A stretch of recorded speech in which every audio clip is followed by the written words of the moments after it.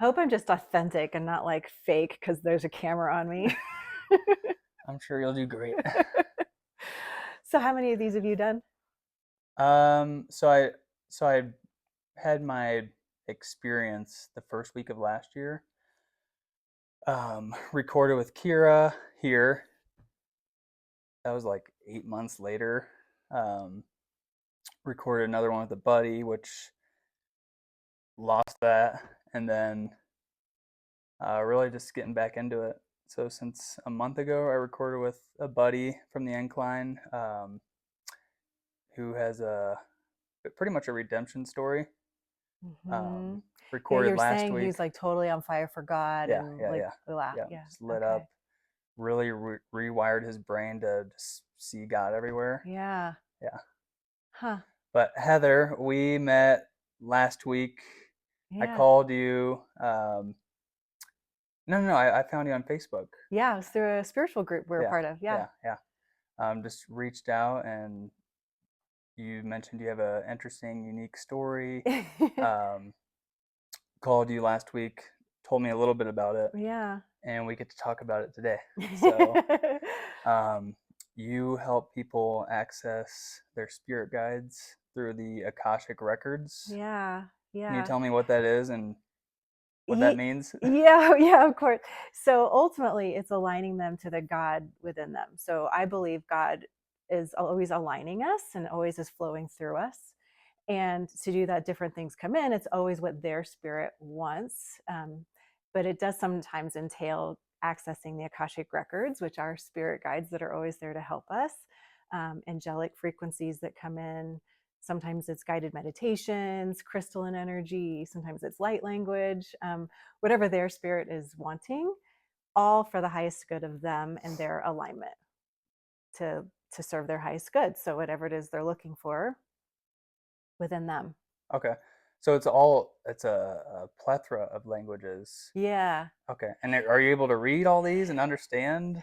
So I see energy. I'm very visual. Okay. Um, so a lot of times if it's a sound that comes through, I see it first and then it comes through as a sound, or I'll see a color or a shape, and it's what their body and spirit is calling for. So I just call and I say, what does their spirit need to serve their highest good? What might be blocking their light? Hmm. Because if I see all of us as perfect divine beings and light is flowing through us, then there's things that are blocking the light. And so then, okay, well, then I ask, what can we use to let the light free, to let the light Hmm. in, to release Okay. that block? Cool. And so sometimes, yeah, it'll be a sound or it'll be a hand motion, which is also light language. It's however the light wants to come in, Okay. it'll come in.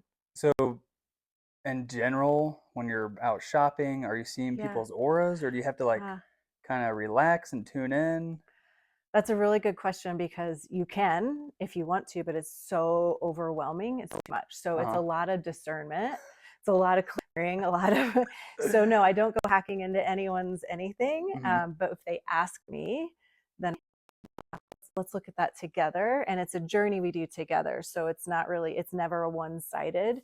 It's very, I ask you, does this feel right to you? What do you feel? What do you see? And it's a very much a guided conversation.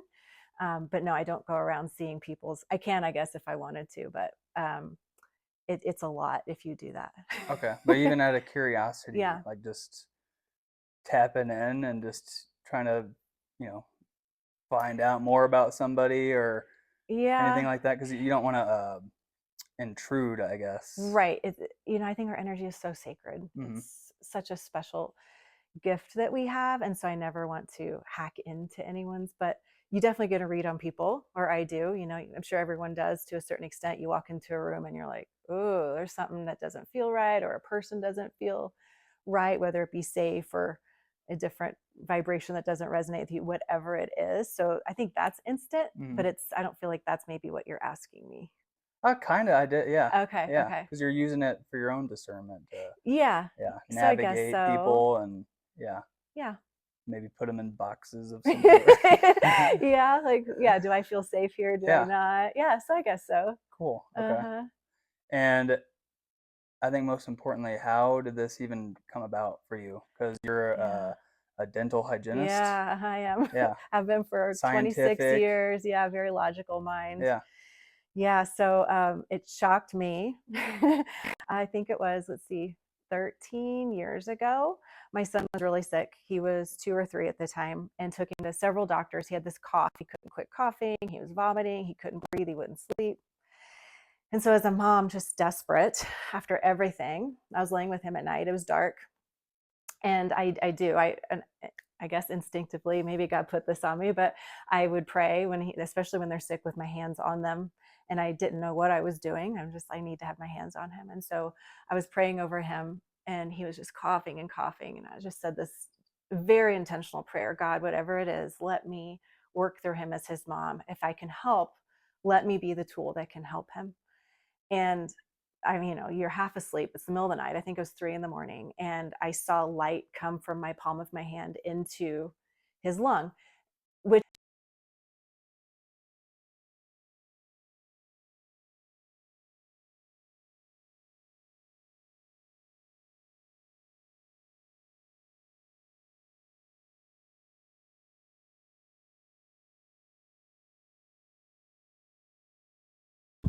It's a learning process. But since then, realizing that I chose that, or taking that on, it's more empowering. And I don't know, it's not like something that happened to me. It's something that I got to experience and overcome.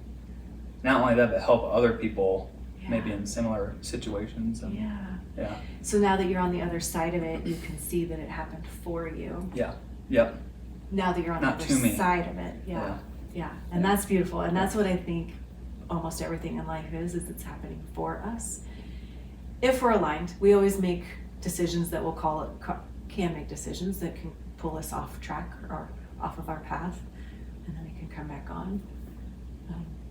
I'm a hiker, so I'm always like, oh, am I going to take the rocky path and the long winding one, or am I going to take the smooth guided one? I take the unbeaten path. Yeah, let's take the easy route, because the path's probably going to be hard enough, even the smooth one. Yeah, it's an interesting analogy, because it's there's people that follow the rules, and Yeah, I see for myself, I'm definitely a path creator. And good. Yeah. But to the hiking analogy, some people choose the rocky path because that feels more comfortable to them on some level. Yeah, it's exciting and dramatic and that's what they're used to. Maybe they were raised that way. Yeah, that's what they're. So. I'm just gonna check something real quick, just to make sure we're good.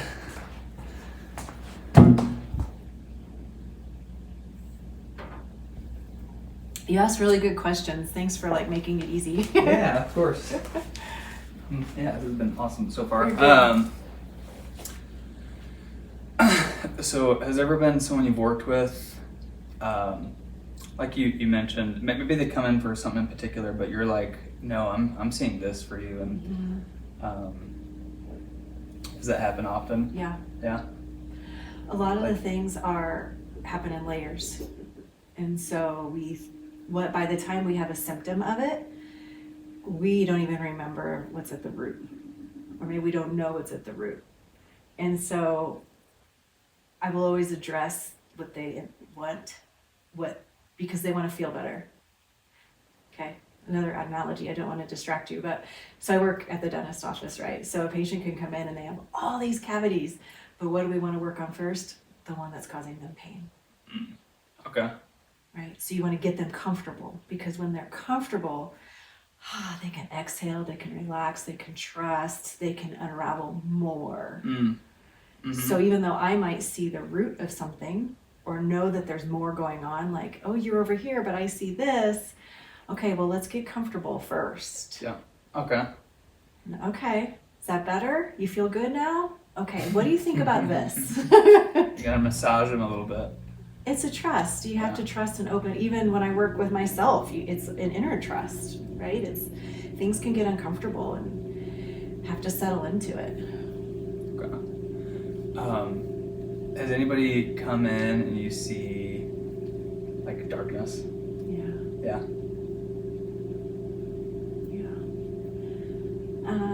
And I can tell already that impacts you. Yeah, It hurts. it does. It hurts. I feel it. And different darknesses. You know, sometimes I'm working with people and I see and feel their deep, deep trauma.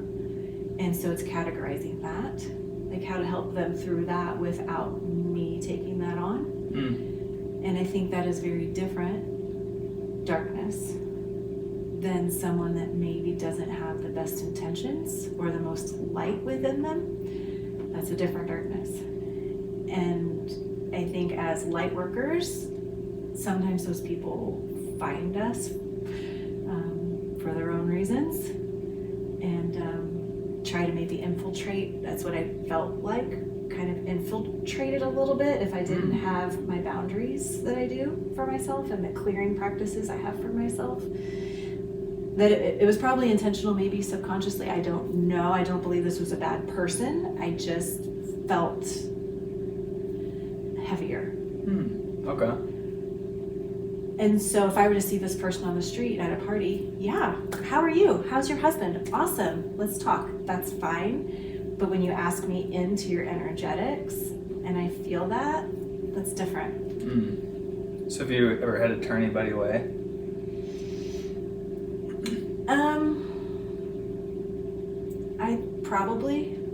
I think it happened that way. I don't know that I said, Can't can't work with you. I think circumstances aligned It's worked out themselves. for you, Yeah. for your own protection. Yeah, I did. At the beginning, I was bringing people into my home, and I had a special room in my home. And even though my room was very clear, and I had different protection things out the doorway to kind of protect the space in my home, I learned pretty early on that I didn't like that. Okay. Could you feel their essence maybe when they, even after they left, anything like that? How does that work? Yeah, I mean, I cleared the space, so it's not that it couldn't be done. I think for me, it was my memory of it. I didn't, and that space is sacred to me. My home is very sacred. I'm always clearing my house. I'm always clearing my family members, all of us, right, all the time. And so it might have been the memory. It's not that I couldn't have done it. Of course I could. I don't think that energy was going to leave that room and go in my house, because I know that I clear it, and I clear homes for people too, so I know that it can be done. But for me, I just didn't like that feeling in my home. Like, for just my interpretation of it, I want my home to always feel safe, and I didn't like feeling that in my home. I don't know if that makes sense. Yeah, absolutely. Okay. And now, when you had to figure it out to know. Yeah, I had to figure it out to know. And it absolutely taught me very intentional clearing practices for people, spaces, objects, right? Like, I'm very good at that now. Okay. Interesting. So much. So much. Yeah. Wow. So, I mean, you have just endless ways to help people, and I think so. Yeah. I think so. Sometimes I don't even know the magic that happens. I think so much of, I don't even know. When I go in and I channel light, which to me is God, it's creation, it's nature, whatever people want to give that title to. Sometimes God triggers people, so that's the word I use, but sometimes people get triggered by that word. Not gonna unpack that, but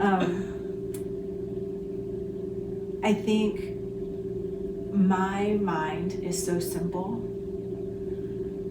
that I can't fathom the healing that comes through. That I can't even grasp the beauty and the dynamics of it. It's like trying to describe God. Yeah. Yeah. Yeah. And that's like, when I see it in people, or light language comes in, like, there's no word for that. And that's why it comes into light language, right? Because our human Feeling. English is so limited. Words are so limiting. And so it can come through in colors and visualizations and lights and frequencies. Feelings. Yeah. And so I see it as kind of iridescence, effervescence. Like, we might see you think of wind. We don't see wind, but we see the effects of wind on the leaves. We see the vibration on other things, but don't see the wind. It's kind of like, how do you explain wind? I don't know. Right? I mean, that's how we don't. I guess something to do with the sun. I don't know. We don't. Yeah, right. So it's kind of like that, maybe. Okay. This is, I'm calling it the transformation station. You said you're a coach. Yeah. Anything in particular that stands out to help people align energetically? And I would say most of us are stuck in some way, shape, or form. Anything in particular, like a basic baseline starting point to get people cleared up, or whether it's for me, I find moving my body is extremely important.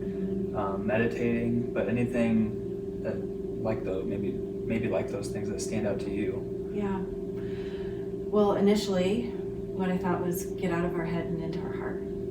That our minds were never created to make decisions, and we try to outthink everything, and there's no way we have enough information, and that our hearts are there for us to help guide our decisions.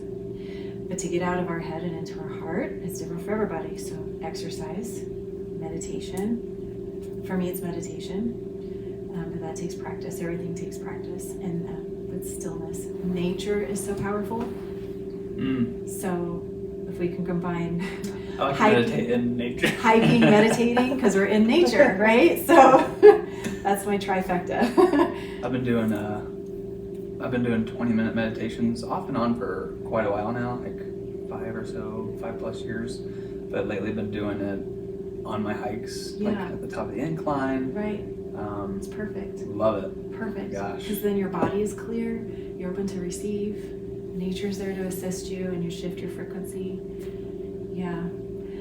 So, I would start with probably meditation in nature. Get out of our heads. And it can be a visual thing, like, okay, if I'm thinking here, drop my awareness here. Maybe it's imagining what your heart might look like, or your heart space might look like. And I have people find a sacred space here. Maybe it's a globe. And maybe even see like a God spark within them. And maybe they can imagine that fire, and that fire getting bigger. And that's their flame. That's their soul spark. That's one I do. Yeah. And then, from there, the fire needs air. And so you use your breath to move that alignment up above and down below. And then you move it through you. And then as you move through you, it's like you're a cylinder of energy, and it can get bigger and bigger and bigger. And the bigger you get, your blocks kind of get pushed out because more light is coming in. Okay. Yeah. And I was going to ask you to go into that, because I've had friends come to me, they know I meditate, and they're like, how do I know I'm doing it right? And because I don't really know, but what I would say is, even just the practice of sitting there with yourself is, you're doing it right. You're doing it. Yeah. Thoughts are going to come and go. There's tons. I like people. Headspace is a good, I think, starting one for people, because it's visual. He uses cartoons. And so it kind of gives you the visual of thoughts passing by as clouds, or if you're juggling all these balls. But it's a visual way to let your thoughts pass and come back in. Your thoughts are going to be there. That's fine. Let them go and come back down into your heart. So I think as long as you're sitting there with your space, it's giving ourselves space is so healing. It's a great place. And I tell people, I invite them to recommend that they maybe have a journal or something to write on, because things will come through, and maybe you've experienced this too. When we get out of our thinking mind and our subconscious mind starts to come through, we have access to so much more information. We're like, oh my gosh, why didn't I think of that? And then you can write it down real quick and then come back.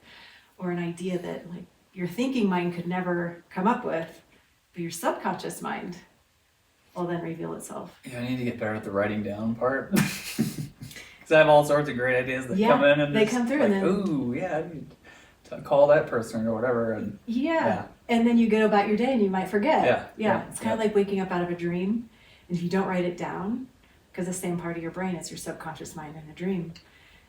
And if you write your dream down right away when you wake up, then you might remember parts of it or more of it. But if you go on about your day, like, where was I? What was that again? speaking of dreams, Yeah. and in general, you healed your son. You learned you had these abilities. You're stopping traffic lights, phone calls, what have you. Anything else you've tapped into that, I don't know, just other abilities or access to things that you've come across and just are learning now, or maybe still brushing up on, or is it kind of you found your thing and you're fine tuning that? Both. Okay. I think there's always things coming into our awareness as we're ready for them and as we're ready to use them. So light language, for instance, I was introduced to it years ago and it just didn't feel right. I was curious, and I felt it, but it wasn't my time. And then years later, I was like, it's time. And then when I started doing it, it was like really came out full force. And then it was like crystals, same thing. Like I feel them, I see them, curious about them, but I wasn't ready to learn more. Look pretty. Until I was. And then, you learn more about them, how to use a grid, on how to amplify and how to make a grid for a client and for their intentions. And so both. And in the meanwhile, always honing in, always going within my angels and guides. How can I serve my highest good? How can I serve the highest good of all? Always checking in. So then my journey is always diving deeper, as well as things coming in to learn that way too. So it's both simultaneously. And I ask because you mentioned dreams. Yeah. Something I've been interested in for a long time, just like here and there. Yeah. Diving into it more recently is astral projection. Oh. I'm a traveler, love adventure and all that. I've been coming across more and more on things from the Monroe Institute and experiments. I don't know if you're familiar at all, but the past couple weeks I've been waking up in the middle of the night, just having a hard time going back to sleep. So I'm laying there. I'm like, well, I'm gonna try to astral project, and just like part of it is laying there, and you're basically, I think, you're trying to put your body to sleep and keep your mind awake. Are you familiar at all? I'm familiar with my version of it. I haven't heard how other people do it. Okay, but from my understanding, part of it is, which a lot of people have experience of, sleep paralysis. Okay. That's like a kind of a stage of it, but that's something I experienced last night, which I thought I was just excited for. Yeah. Although I was scared because it's new. Yeah. Uh-huh. And so I was just wondering if you had any information on that. So would it be like astral travel? Yeah. Mm-hmm. Yeah. So yeah. Yeah. Kind of forgot that happens. Yeah. Which, from what my understanding is, we're all doing that when we're dreaming, but you may not, like, the skill is to have your mind awake, like, and your body's resting, your body's sleeping, but you can explore pretty much anything. I haven't tried to uncover how, really. Okay. So like how you're saying your body, I don't, for me, it's, and I don't know, are you going like to Egypt? Like, can you choose where to go? No, I haven't traveled anywhere yet. Okay. I'm just trying to access it currently, and just as I'm not sleeping, might as well try Why something. not? Why not do something with it? And wanting to travel all these places, like, okay, well, in the meantime, while I figure out my finances, I can astrally go there. Yes, I absolutely, positively know that it can be done. Like, if you wanted to go to Egypt right now on a certain street at a certain time, you could go there in your mind. And I say that because I've done it with people that I love. I haven't chosen to go, like, to travel like you travel. Like I said, I haven't done that just because, I don't know, I haven't done that. But I've done that with people. So we moved away, all our families in Indiana, and we're here. And so I'm like, my mom said she's okay. Is she? I feel like there's more. And so I can check in on her and, like, kind of, I guess I could watch her. Tune in. Yeah, so I check in with her spirit. And so I always ask people, spirit, is it okay for me? Can I access you? So not the human, because the human doesn't always trust, allow, understand. Most of the time it's understand or feel comfortable. But the higher self or the spirit, I can ask like, hey, can I check in? And the higher self or the spirit will usually, well, they'll know. And sometimes it's like, no, not now. And that's fine. Then okay, thanks anyway. But sometimes it's like, yeah, what do you want to know? Come on in. Even if the human is saying no. So is that what the conversation is like? With the spirit? Yeah. Yeah. Yeah. That's what I get. Cool. Okay. So even if the human is afraid and we're like, I don't know what you're doing. You do spiritual work. What does that mean? The human is afraid, but their higher self might be like, yeah, come on. Yeah, we need you right now. I have questions. Let's talk. So then kind of gives me access, I guess, like how to talk to the person a little bit better, knowing that their higher self wants that for them. I kind of see them that, oh, they must be afraid, or they don't understand, or they don't trust me, they don't know me. But anyway, back to the astral travel is, so then I can check on like my family members. Like, oh, mom's really hurting. Her back is really hurting her today. She just didn't want to tell me. Or my favorite one was when my grandma was passing. Me and my grandma were really close. She was 98 when she died last year. Oh my gosh. And I could have these talks with her, and she also talked to her angels. She's Catholic, so she had angel statues everywhere. And so we had this unspoken kind of connection. She didn't like to talk about a lot of that, but we had this unspoken. And so when she died, everyone was like, are you flying in? She's probably going to pass today. Are you coming? And I'm like, no, you guys go ahead, do your thing. Well, I was around the corner from here at my house, and she was in Indiana, and I was with her when she died. And I saw her angels come, and she held their hand, and they told her it was safe to cross over. And my aunt was there to tell her it was okay. And she was so happy to have her angels there holding her hand. And when she left, and the people that were there with her were like, aren't you sad you couldn't be there? Like, no, I was in the most precious place I could ever, more than if I were there in person. To me, I was where I wanted to be. Mm-hmm. So it could be awesome. Talking to her spirit more than what you're talking about, astral travel. Maybe. I'm not sure. Yeah. Again, there's so much to it, it seems. Right, but I feel like if I can travel to Indiana and be with a person at her bedside, why couldn't I travel to an address in Egypt? Mm-hmm. Mm-hmm. Right? It's just, I think, where you put your intention, where you want to go. Past life regression, is that anything you've come across and are familiar with? That's something I've tried, and I don't know if I just couldn't get, I think there's like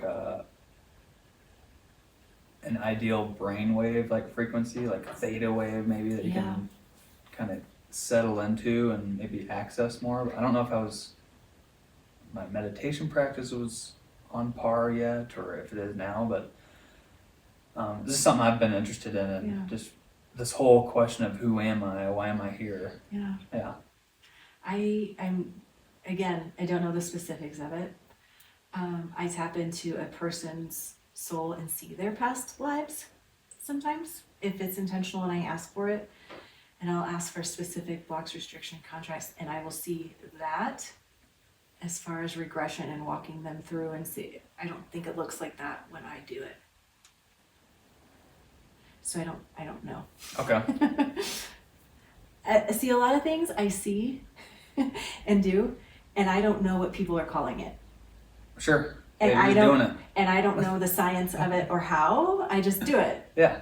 Because in my mind, if it's aligned for them and it's aligned with their spirit and it's aligned with the light within them, and I see the infrequencies, if it's dark and if we can make it light again and I know where the light's coming from, then we're going to go down that and we're going to do that. But I'm always asking for that discernment along the way.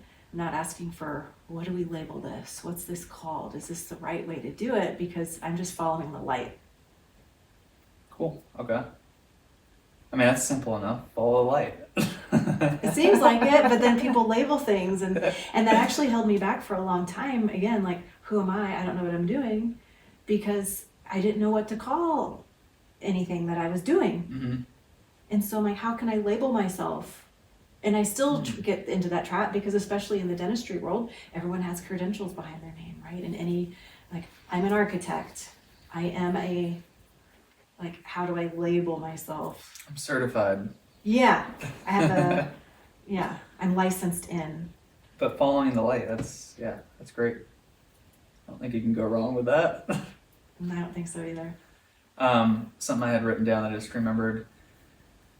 Anyone you've worked with, like, what's the most transformative experience, I guess, you've guided a client through or have seen for somebody, like, through your work? I'm thinking on it because I had one person come to mind. It was a very physical transformation. But there's so many others that are emotional transformations, and I know it's hard for them to even describe after. But I'll talk about the physical one first because everyone likes the black and white. It's a little easier to put your finger on. So this client came to me with a lot of fear, lots of blocks in her abdomen. That's where they're showing up for her, and I saw them and we worked through what they were from her childhood. And she'd been seeing specialists for different medical conditions, getting testing done, blood work done, no matter, same thing, like doing the diet changes, the medications, all the things. She worked with me, and she was getting on my table at the time. And she went back to the doctor. I don't know how many sessions that we worked together with. Went back to her doctor. Her A1C had lowered so many points. Her blood pressure had lowered so many points. Her health had improved so much. The doctors didn't believe it. They reran the test because they thought the tests were wrong. And they're like, how does your blood sugar just change when you haven't done it? How does your blood pressure, your body is like working again? We removed the blocks that were inhibiting her body from working. So that was the energy that she was holding on to, was blocking.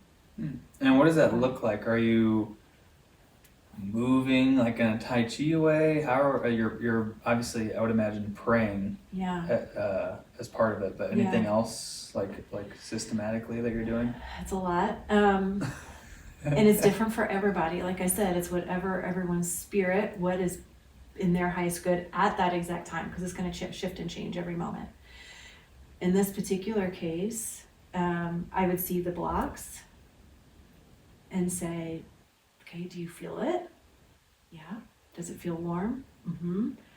Do you know what this is? And a lot of times our logical mind tries to forget. We aren't meant to remember, which is beautiful. I don't want anyone. I'm not talk therapy. That's not what I do. But I do want to find the source of that emotion.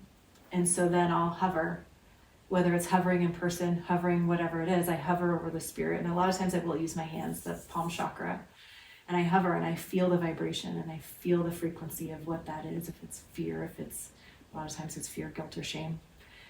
But so many, whatever range of emotions it is. Okay, and then I ask, because you can do muscle testing too, like what is the source of this, what age?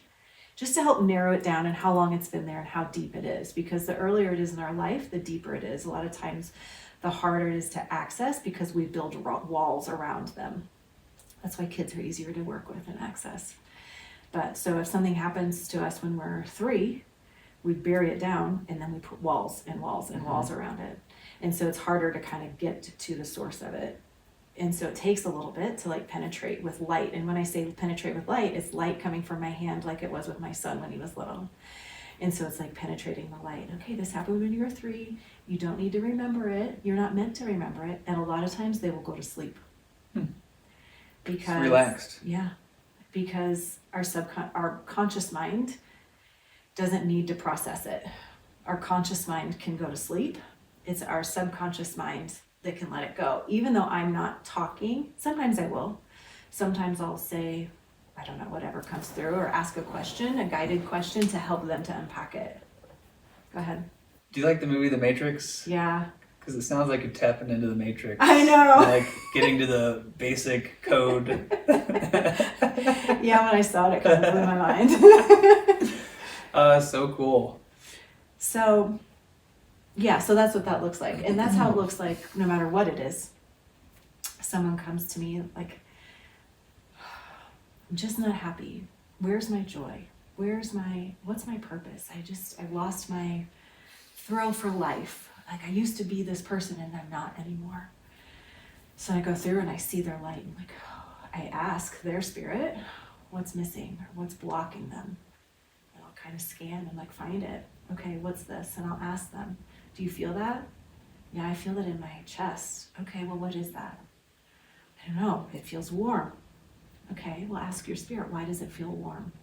Right, so it's this unraveling, unpacking. And sometimes we'll tap it. Okay, tap it. Do you feel safe? Because if we don't feel safe, we're not moving anything. Mm-hmm. So when I feel that I'm like, I don't know, what is this? It's okay. We're slowing down. We're pausing. We're just holding space. You're safe. And so when you're safe, do you want to go back? Okay, let's go back. And so you go back in. Do you want to look at it again? No, I don't want to look at it. Do you want me to look at it? Okay, so I'll look at it. So it's never me doing it. It's always the person's always in charge of where we direct the energy, how fast it goes and where it goes. Always bringing the light in, always with the intention of God. You're a really good mom, aren't you? I don't know. Don't know who to ask. Cool. Oh my gosh.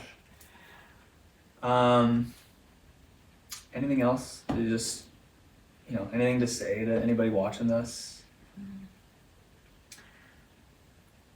I think don't be afraid to trust your intuition, even when it doesn't make sense to your mind.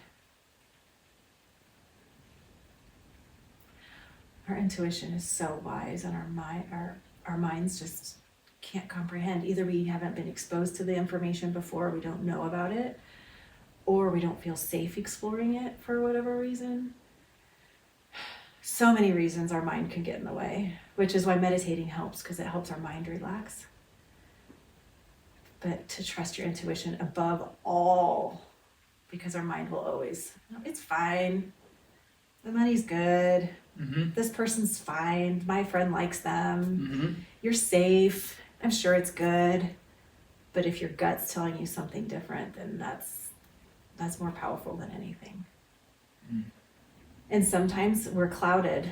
So it's getting aligned and getting true. What is my heart? What is my heart telling me? To hear our intuition. And that's how I love to help people, is to help them to recognize themselves. Cool. Yeah. All right. Going back into it. My own journey of just seeing all the ways I distract myself. Yeah, we all do it. Even up to now, but before it was more, the most impactful thing I think was drinking. Mm-hmm. And just, going through the phases, partying real hard in my early years, but just over later 20s, seeing how I'd use alcohol and getting to get socializing that way to just avoid things, like whether it's responsibilities or emotions, what have you. Just this it's numbing, which feels good. Yeah. But that could be anything, not just alcohol, other substances or activities, like over working out.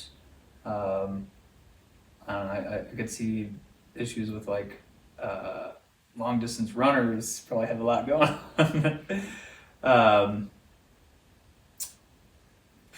I don't know, anything to speak on that, and just the overall avoidance, and that's just something I see for myself, and something I'm learning to just sit with whatever comes up versus trying to run away. And then I think it's very impactful.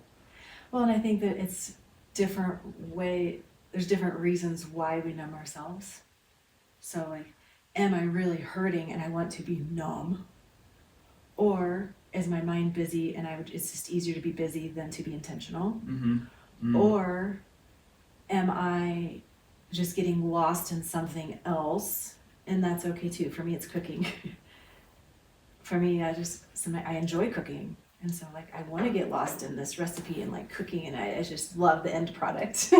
And the chopping is so methodical, right? And anyway, so like people talk to me and I hear them, but I don't. I'm like, oh, but I'm over here. So to me, that's a distraction.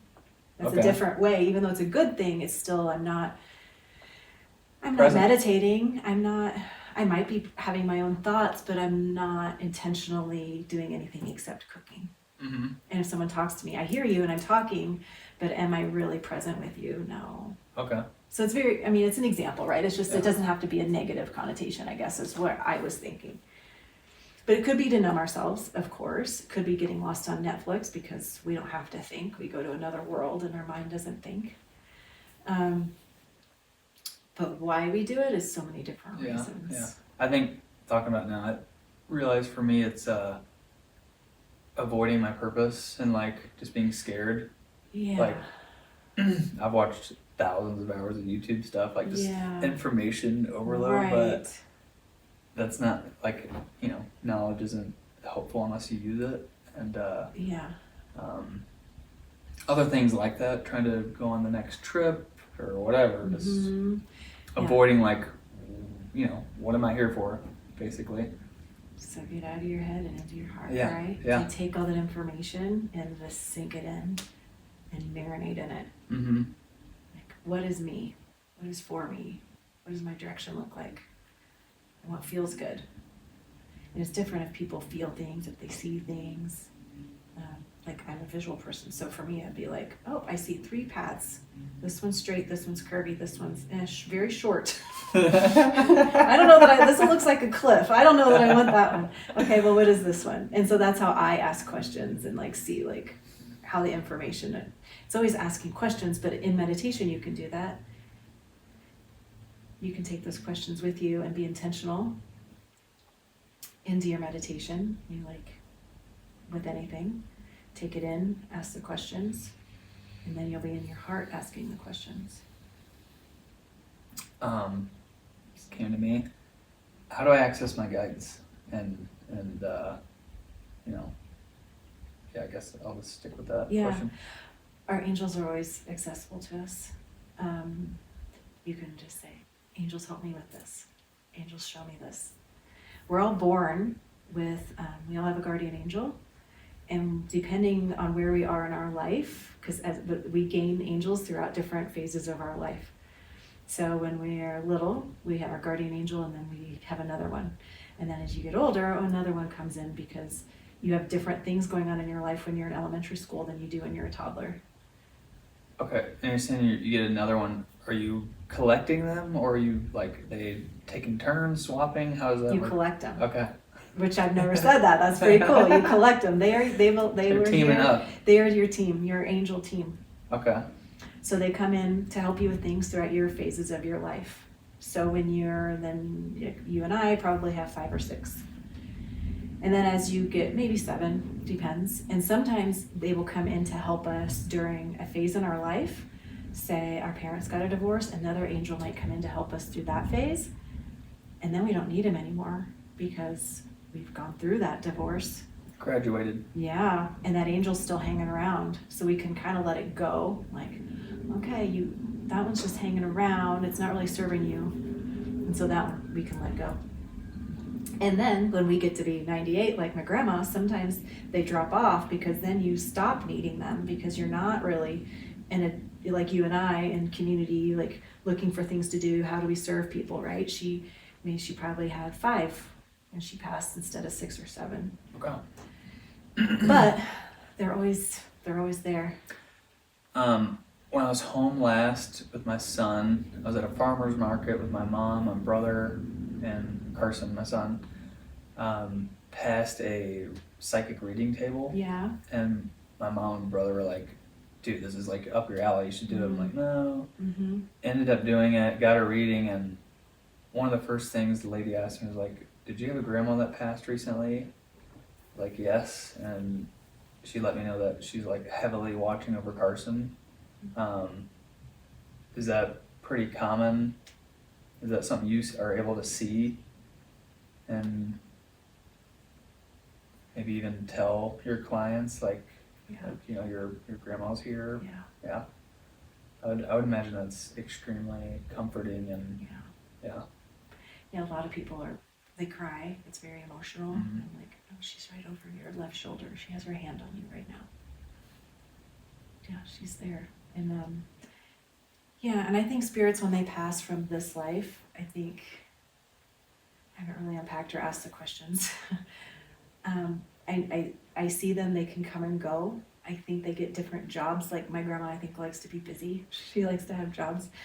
But I know when I ask for her to come in, she'll be here whenever I want her here. And so your grandmother over Carson, it could be because she passed so recently. Because I do believe their souls, I don't want to use the word hover, but kind of, they stick around a little bit before they completely move on with their jobs. I think they like to make sure we're okay, and they have their own intentions, their own reasoning. But so I think the more recent it is too, they hang around a little bit closer, and then they kind of get their jobs and they go on. But then if we say, Grandma, can I talk to you? Whoop, in a millisecond, like, if she wants to be, and if you call her to be, she can be. Cool. Cool. Well, I appreciate you so much. I don't know if this is warranted, but are you able to do a reading for me? Would you be willing to do that? Yeah, of course. Yeah. Let me think this through. I said yes very quickly. On camera? You said of course. Whatever you think. I mean, I'm down for it. I'm very open. A little nervous, but Well, nothing's gonna come through that you aren't ready to come through. okay. Because you're always in charge. Cool.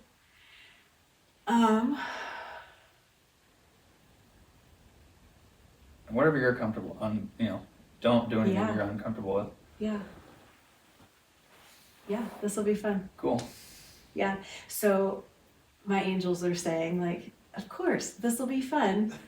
It's your human that's like feeling unworthy, unsure, all the things. And I'm thinking, do I have my things? I'm not in my space, because normally I have things around me, like my notebook, as things come up. But yeah, they're like, you don't need all that. Okay. I have a notebook.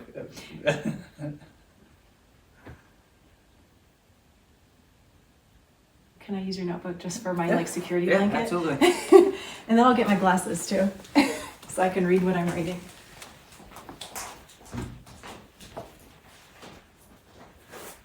My green glasses.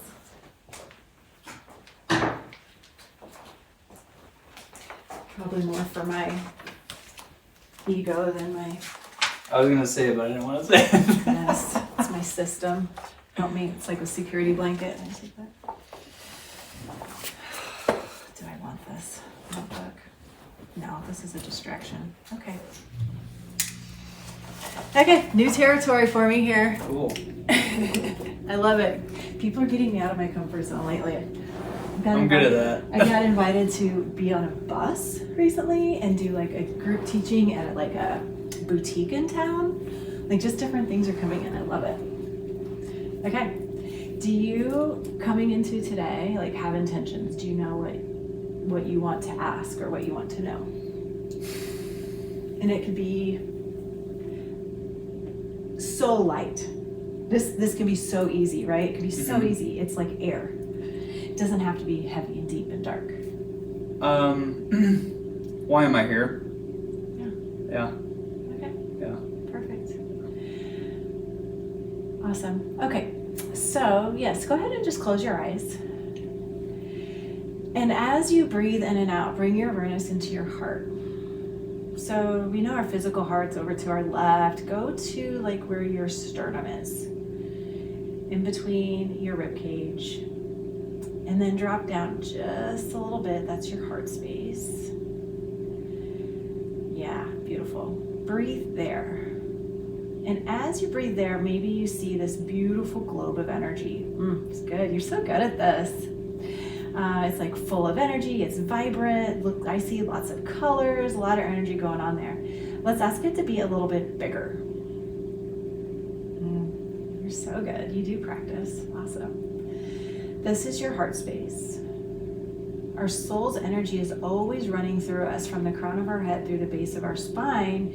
And it's in this space in our heart that is this beautiful space of our masculine and our feminine, of energy from above and so below. It's this beautiful place where our head and our heart get to speak to each other, where it's just beautiful. And so with your attention there, you just breathe. You just breathe. So beautiful, huh? Be curious, look around.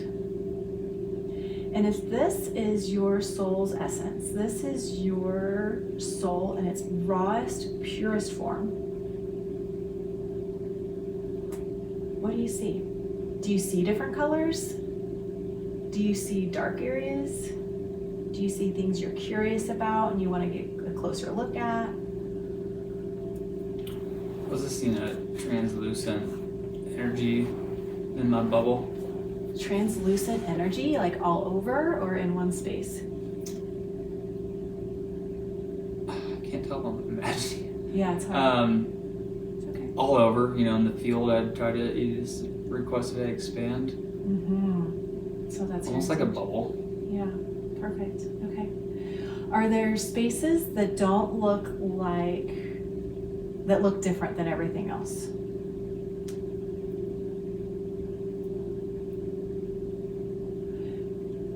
And if not, that's perfectly fine. It's just I'm a not question. seeing that. Okay, so it looks all kind of translucent. Okay, beautiful. Okay, do you want to access your Akashic Records and your angel Yes. team? Okay, Yes. perfect. Just give me just a moment.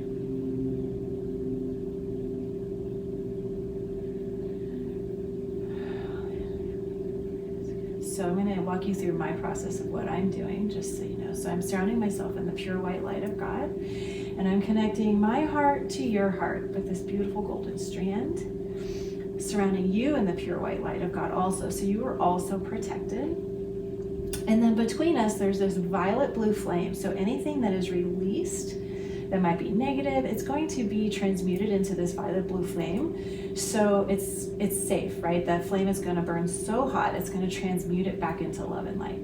So I'm telling you this so not to be afraid, to just exhale, breathe out, let go, release, okay?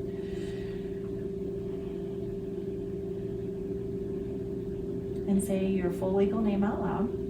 Like Andrew Hayden. Okay, it's going to be silent again.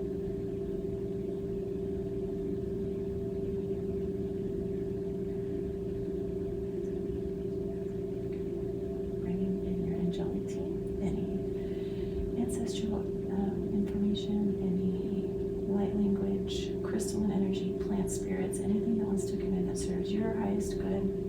Ask for this, for all this and greater, and so it is. So many angels and guides are coming in for you, and they're all like wanting to put their hands on you, and they have so much to say. They're like, yes, you're here. And they also want to say that they're always giving you messages. You can open your eyes anytime you want. This will be a conversation, but do you see a lot of angel numbers or signs and feathers?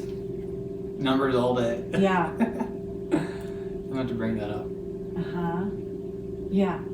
And so they're saying they're always talking to you. So you might hear it in your mind and dismiss it, or an idea that comes through. Do you feel like you get little hits, little tings of ideas sometimes? All the time. Yeah. So they're saying, trust it. And even if you're not good at writing it down, talk it into your phone. And you can ask them. They're saying, you can ask us, is this you? Or is this me? Do you feel comfortable doing that? Yes. Okay. So when things come through, say, angels, is this you? Or is this my head thinking this? And they'll be able to tell you. They also give you signs. Do you ask for signs? Yes. And do you notice that they come through with the signs? Yes, usually it's numbers. Okay. Yeah. But sometimes people. Yeah? Yeah. So you can ask them specifically. I'm trying to see if they'll give me an example for something that'll resonate with you. It can be any object. I saw a baseball. Does baseball mean? Yeah, I just wrapped up my season last week. Oh, funny. Okay, so let me ask them. Why did you show me a baseball? Space and fun. And exhale. So the exhale is you wrapped up the season. It's you have maybe more space and time for other things. That the baseball's very playful. That you got to play, which is so important. So they're reminding you to keep playing. Find a way to keep playing. So it could be dancing, it could be whatever. That playing is so important because your inner child, oh my gosh, your inner child is screaming like, I'm here, pick me, I want to play. So do you feel like that on the inside, that you want to play? Yeah. Yeah, that's awesome. Which is good because a lot of people don't even know they have an inner child or play. They don't give themselves permission to play. For you, playing is healing.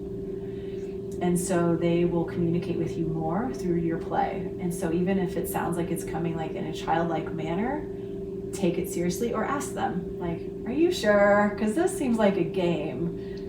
Really? Because I'm just over here coloring with my son. Really? Now?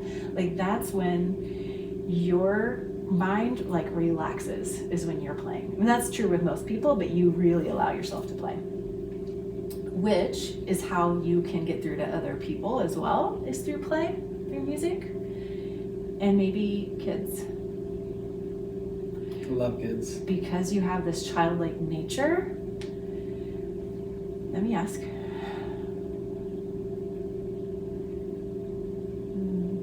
I definitely see you playing with kids.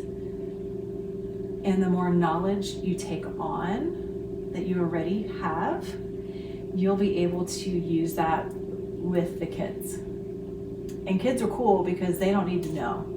Like adults, we like to know the ins and the whys and the hows. The kids are like, cool. Where you can say, why don't you try a blue color instead of the red color? And you'll know why, and they'll do it, right? So that's an example of how, because you've gained so much information, they're saying now it's time to play. Now it's time to play. I can do that. It's okay. How? Do you want to ask how to play? How would my guides like me to play? What best serves him to play? What serves his highest good and the highest good of all? How? Where does he start? Well, you already love hiking. You could do group hikes. You love nature. So anything in nature. It could be a meeting at a park. Take your son. Take his friends. It could be you could call it rock hounding if you want. You could do an outside scavenger hunt. And you could even attach different things you've learned to the scavenger hunt. Like, this rock is in the shape of this.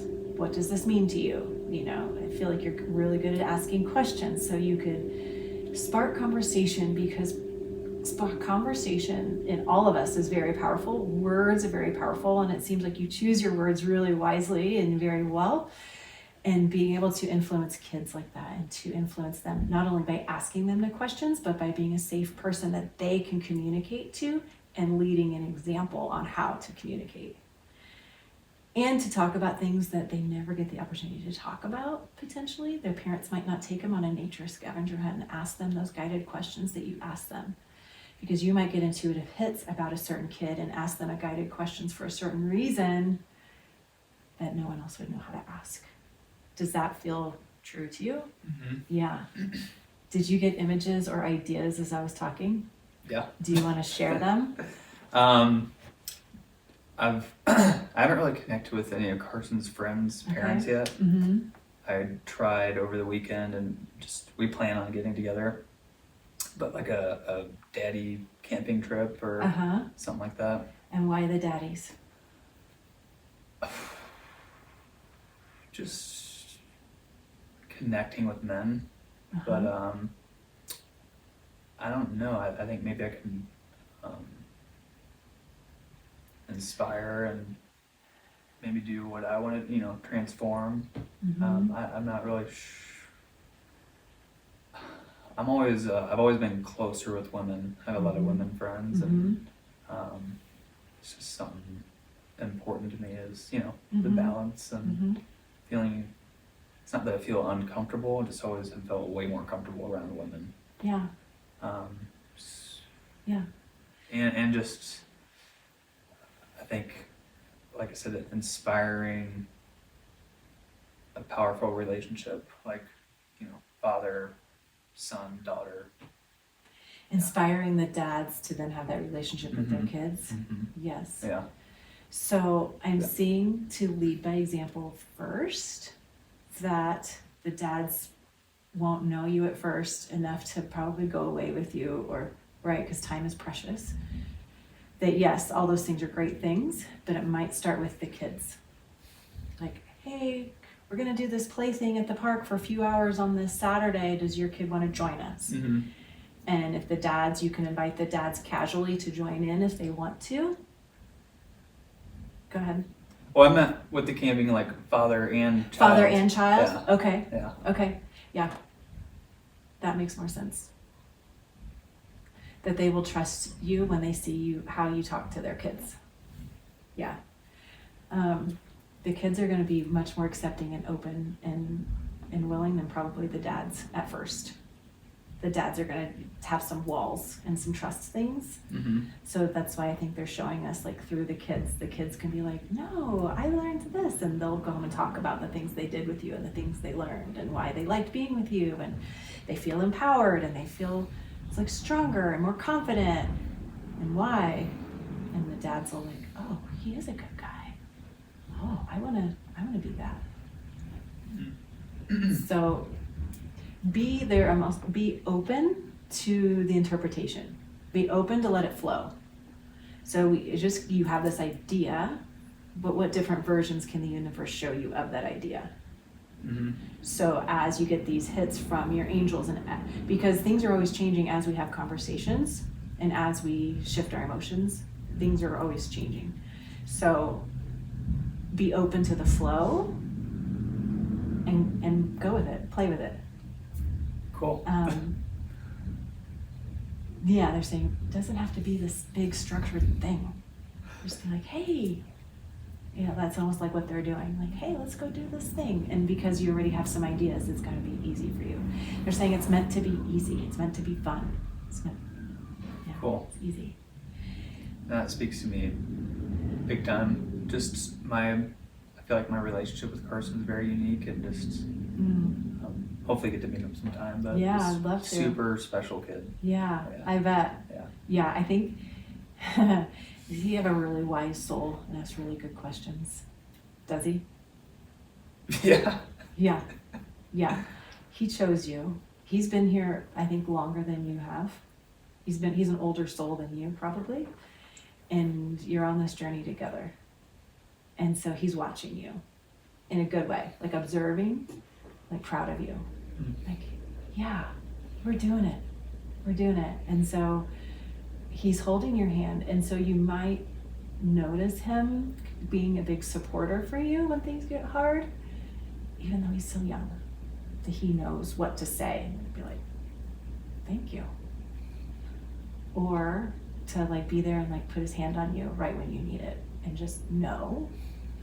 And so that's his gift to you. And so he chose to do this life with you so you guys can unravel this together, because together you're a team. And so it's awesome that you're starting this when he's so young and that you have this friendship when he's so young, because you'll do this and you'll gain momentum. And you'll be doing this walk together, and people will follow and people will join you, and you're going to be this good team. Whether it look like something or it doesn't look like something. It could be very unofficial, right? It doesn't have to have a name or a company. It's just your way of life. Yeah. Cool. It's so beautiful. I love that. Do you mind if I talk to him? No. Because he's like, I'm here, I wanna, all right. I forget his name, but it's not that I need to know it, but what is it? So Carson, so I can refer to him? Okay, yeah. I'm looking off to the distance because I see, I'm not looking, anyway, if I look at you, it's a little more distracting, so I need to look at something else.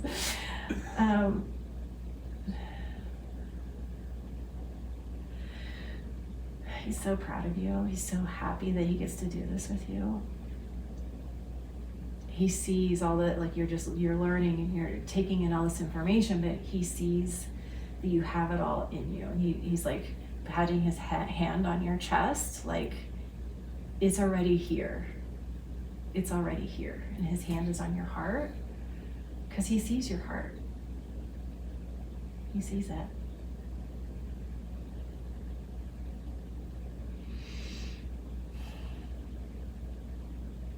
He's like, forget about it. Whatever it is that happened, like, it doesn't matter anymore. He like doesn't want to talk about it. He's like, it doesn't matter. We're looking forward. We're looking ahead. And so he's completely dismissing it. And I don't know if that's for you, why that came out, but he's like, just like, yeah, forget about it. And so when I see that, like, forget about it, that tells me, it doesn't tell me, but what I feel is there's probably emotions there that might be holding you back from how he sees you serving. And so if he's saying forget about it, it might be an opportunity for you to release that, whatever that is. And so right now, without even labeling it, if emotions came up, if things that came to the surface when he said forget about it, just exhale it out. Let it go. It's in the blue-violet flame.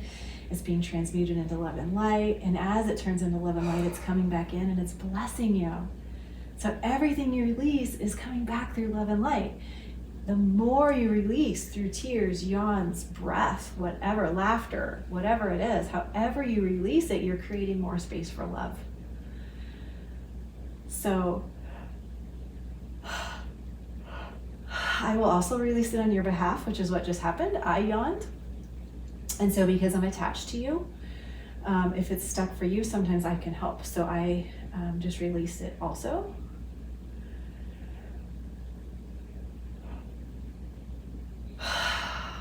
Good. And so sit with it. Sit with what you're releasing. As light is coming in through the crown of your head, creation energy, pure, iridescent, effervescent. And effervescence is coming in because it's playful, it's light, it's bubbly. It's coming in through the crown of your head, and as it's coming in, it's filling up your entire body and being with this beautiful, pure source energy. It's circling your mind, purifying your thoughts. It's coming down through your throat to help with your self-expression, your authentic expression. It's coming into your heart. And as it comes into your heart, it's swirling around, purifying, cleansing. It's swirling in a counterclockwise position. And things might come up and out. Again, without labeling, just recognizing, maybe being curious that things come up and out, release. Allow it to come up and out. You might hear me make noises. Light feels like it wants to come in through my hand gestures and through voice.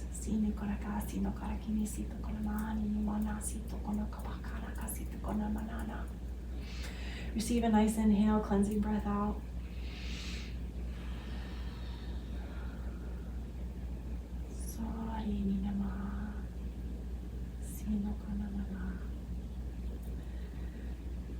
Nice inhale and exhale. Allow the light of God to fill you up. Every breath is a gift, the gift of life to purify, cleanse, to fill us up with so much grace and love. So much grace and love. Allow laughter to come through, tears to come through. Yawns, tears, whatever. I like to say my eyes water. No labels, no judgment. Labels is a very human thing. We like to make sense of things in our logical mind. Our body is processing emotions. They're coming up and out. And there's no need to put a label on it necessarily, unless our ego wants to know. I'll ask your ego. Yeah, your ego feels very safe. It's right beside you as a curious student, helping you on this process today. Breathe and allow this unwinding, this unraveling, this relaxing. And the more you unravel, unwind, and surrender, the more light can pour in, as if it's pouring in between your cells, as it's hydrating your cells. This pure, perfect, infinite light is filling you up. It's aligning your energetic column. So all of your chakras are lighting up, turning on, and clearing. Keep breathing.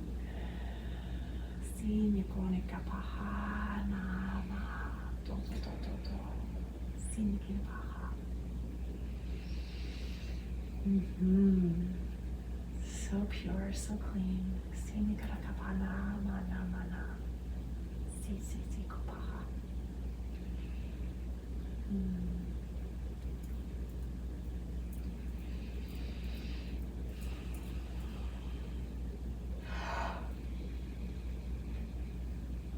They're showing me if you could put your right hand over your actual heart. So cross over to your left. Yeah, perfect. Your heart is wise. Your heart has its own beautiful frequency, its own nervous system. Ask for your heart's wisdom to pour through your whole body and being. It might feel a little different, lighter. It's flowing through your blood, your nervous system, into your organs.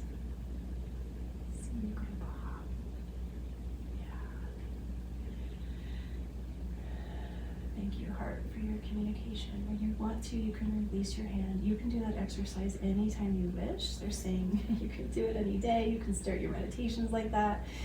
It seemed you really like it. Maybe your hand got really warm and that resonated with you. You can always go back to that practice. We're going to continue with our alignment from above. So the iridescent light from above, it was in your head, your throat, your heart. That's passed down through the rest of your chest. In your powerhouse, so above your belly button, your powerhouse.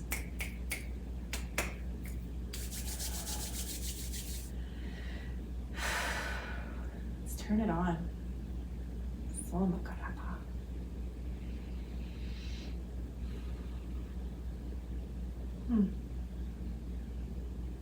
Do you want to turn on your power? Yes. Okay. Is there something that comes to mind that would be holding your power back?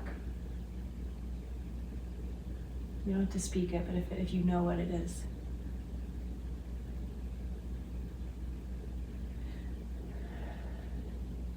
Do you know what it is?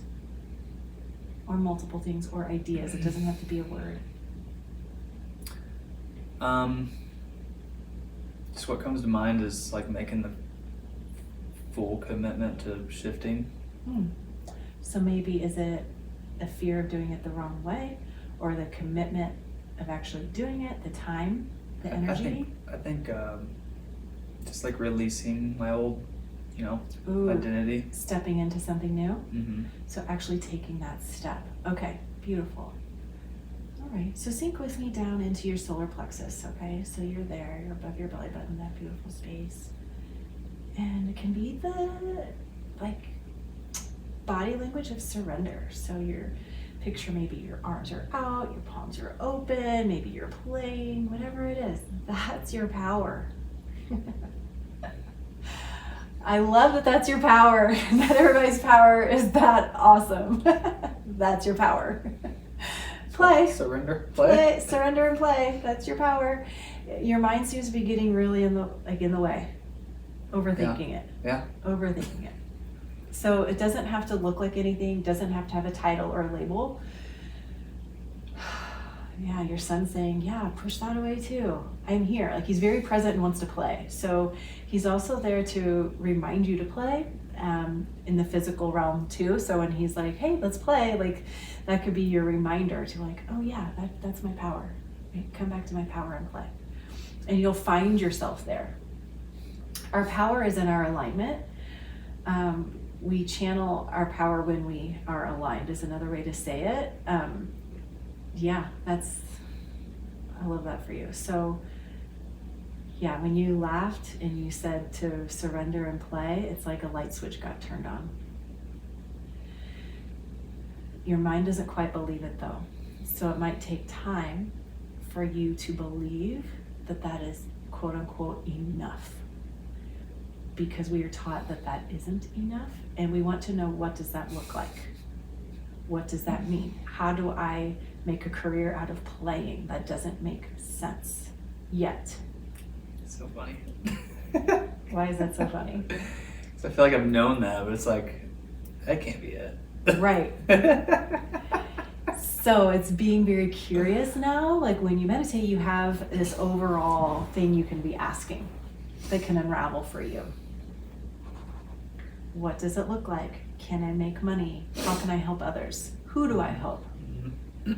How do I extend my power to extend my reach? Those questions can come through like every day, 20 minutes at a time. Those could be your questions that will unravel your answer. Cool. Let's keep aligning. Okay. Did you have more? I didn't mean to cut you out. Okay, okay. Okay, let me see if your powerhouse is complete for today. Yeah, serving your highest good today. Yes, and they're saying that things will come to you now because we've opened a lot up. So by doing this today, you'll get more hits throughout the day. You'll get more things in your dreams. You'll get more things. You'll be driving down the road and be like, oh my gosh, I want to do this thing. You can do voice memos on your phone and come back to them. Always coming back to your intuition and asking, angels, is this you? They might say, no, it's you. Isn't that awesome? You came up with that. And then to trust it, you can ask your thinking mind, did my thinking mind create this, or is this my intuition? Okay, and then you can ask your ego, get out of my way. Are you making me afraid of this, or is there a reason I should be afraid of this, right? There's all different ways you can be asking your inner self. Do you want to do some of that while I'm here to practice with you?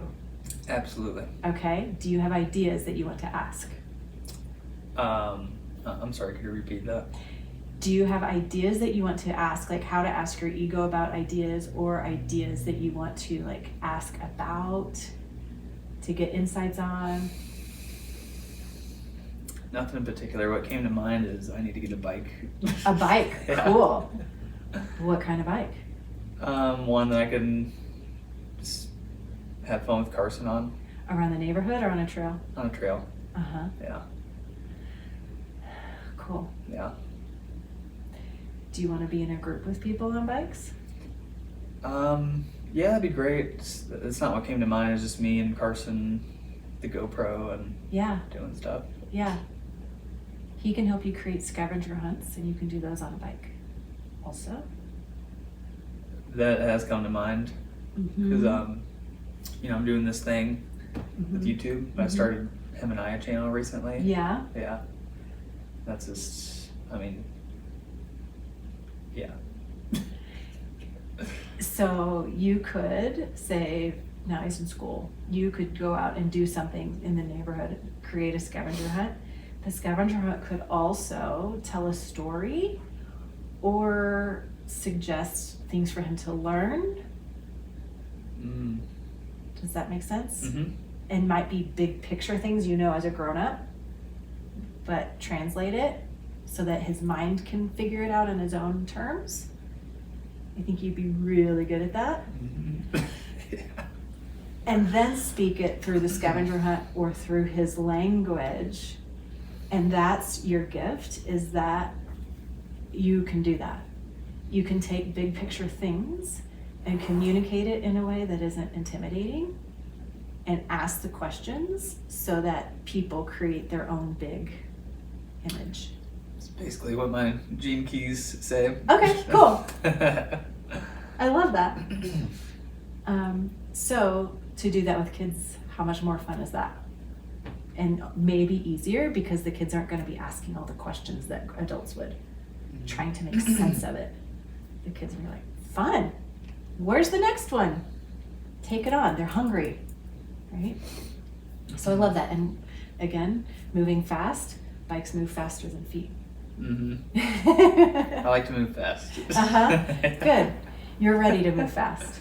So when I use the analogy, when I hadn't learned light language yet, but it was in the background, like it wanted to come through. And then when I learned it, it was like coming out. That's the way I think you'll be. Once you start finding the avenues for a lot of these things, it's going to come out so fast. It might overwhelm you. Like, don't be afraid of it. It's so fun and it's such a good thing. It might be hard to concentrate on other things, but it's going to be fun. You're going to be playing. You're going to be playing. Yeah. I just keep seeing like record on your phone. I mean, I know you're recording on your phone now, but Yeah. because it's so accessible. And you could do voice recordings where you hear yourself even, because there might be things in your voice you want to use later. I don't know if it's even using your voice on clips on something or to use over a video, whatever. Something about having your voice recorded seems to be something they're showing me too. In addition That's to funny because I've, for the most part, over the years, I've had an insecurity around my voice. So, yeah. No. Why do you think that is? I think this is overall like looking young, having a softer. I don't know. Just like yeah. I know it's silly but no. Yeah. I'm not shaking my head like that. I'm shaking my head not in a judgment way. I'm shaking Like, my no. head like I see it. We all do it. But they're showing me frequency, and we all carry a certain frequency for a certain reason. I think my voice is deep. No. Deeper for some friends I have, right? Like anyway, we all have a certain frequency for a certain reason. So your voice seems very playful to me. Wonder why, right? Like I hear that. I hear the playfulness, and so that's good. That's a gift. And so they're like wrapping their arms, and when I say there's like 3 angels. They're like wrapping their arms, like, no, you're perfect. And I think it's your angels from your childhood. I don't know if you were picked on when you were a kid for your voice, or maybe that's when your insecurities came through about your voice. But they're like, no, you're perfect. It's a gift. Like, kind of embrace it. Like they're embracing you. So if that came through, breathe that out and let that go.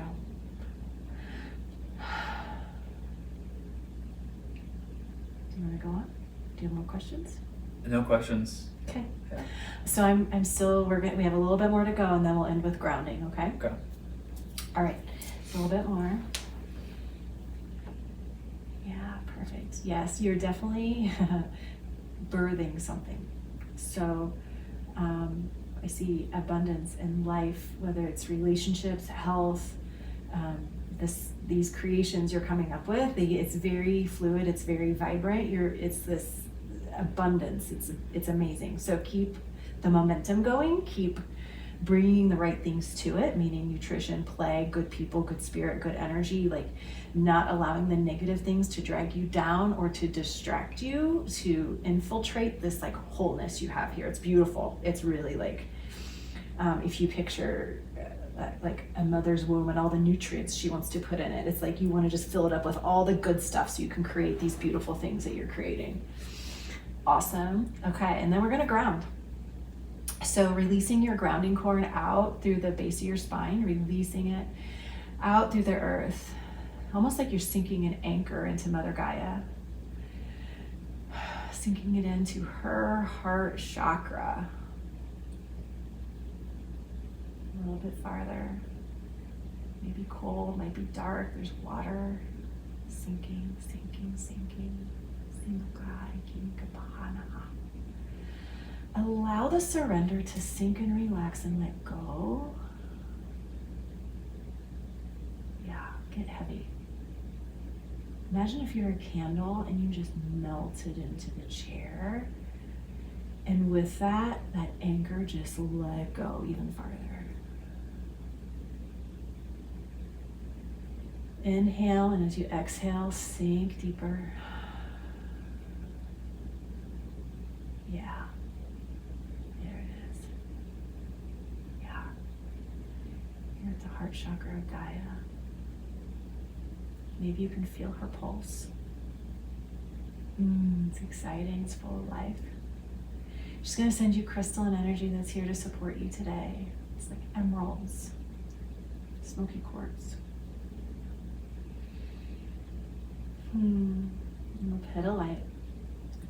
And it's swirling up through your grounding cord. It's swirling up and it's infusing into your energetic column, infusing into your entire body and being, your cells, your emotions, your spiritual bodies, your emotional body, your ego, your inner child, all parts of your being, and infused by this crystalline energy. It aligns up above and so below.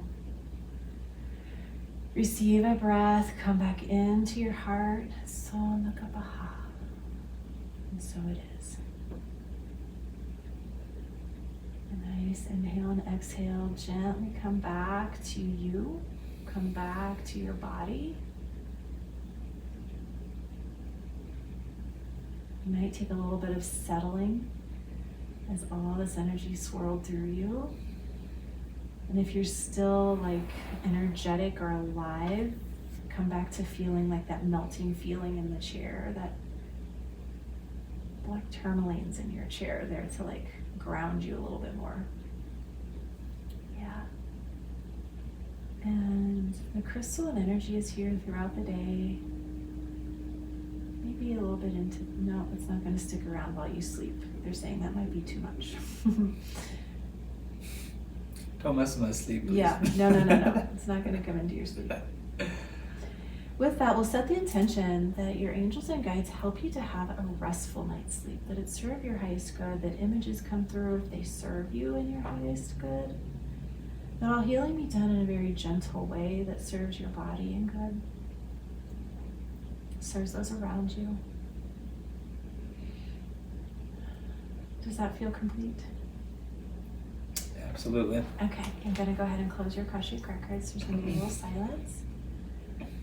Thank you, thank you, thank you. Angels, guides.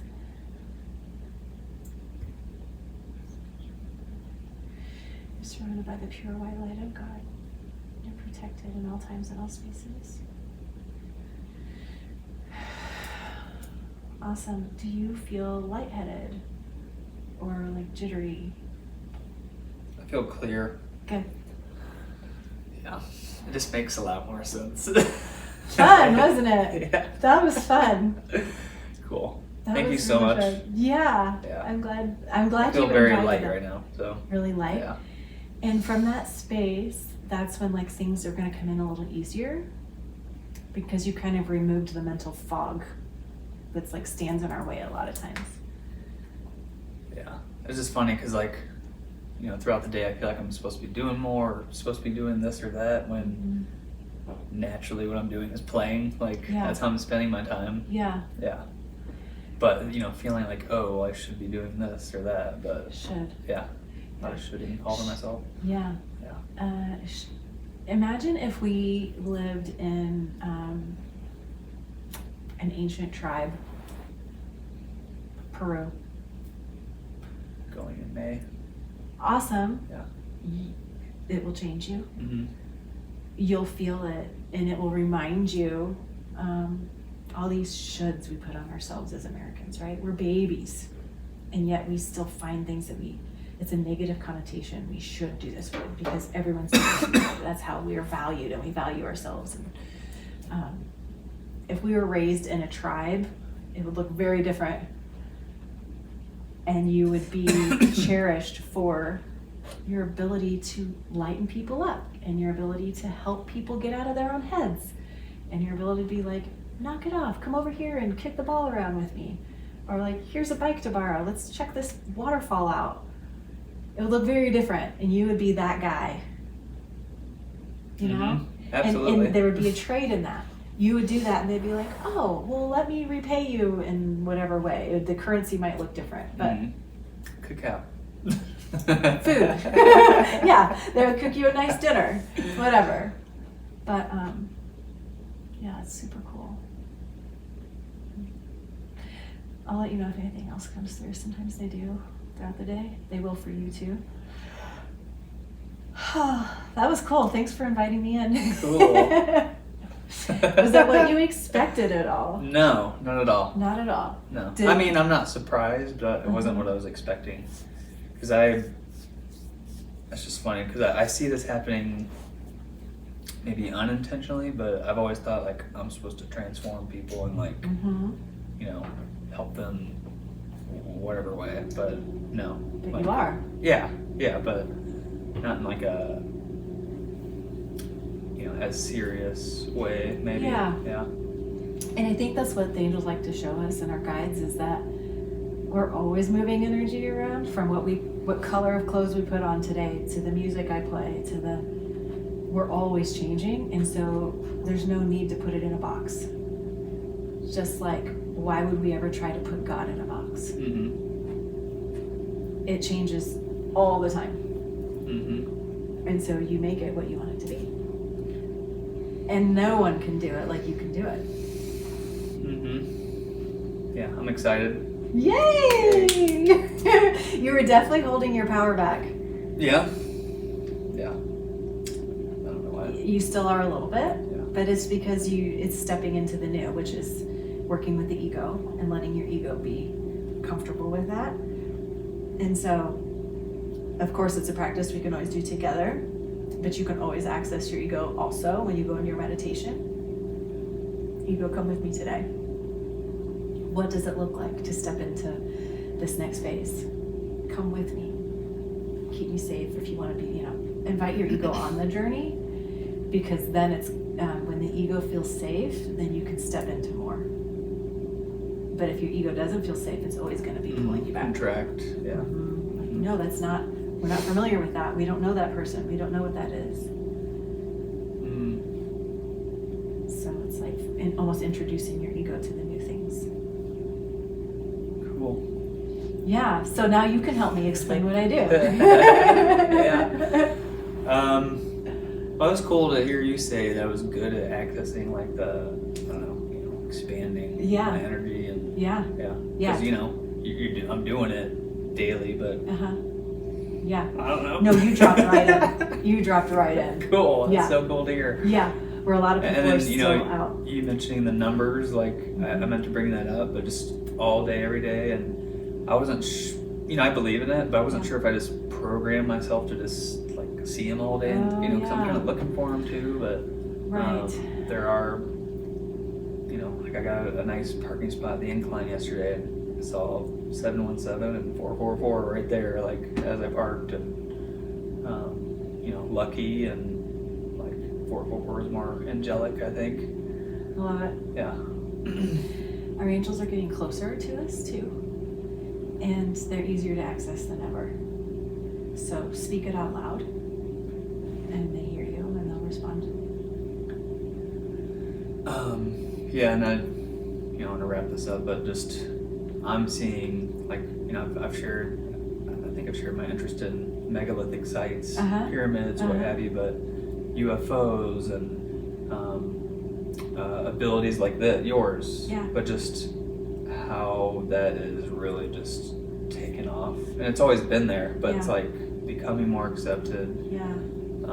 There's new discoveries with the sites around the world, like in Peru, in Egypt, underground stuff. It's just exciting times. So exciting.